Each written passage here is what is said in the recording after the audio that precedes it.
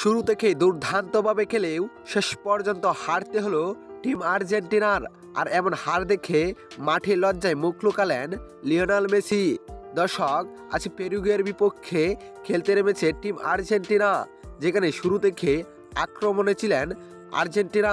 কেননা 11 মিনিটে দুর্দান্তভাবে গোল করে বসেন আর্জেন্টিনার প্লেয়ার মার্টিনেজ। তার গোল দেখে মনে হচ্ছিল যে আজ মনে হয় পেরুগুয়ের বিপক্ষে আরও 2-1টি গোল দিতে পারবে আর্জেন্টিনা।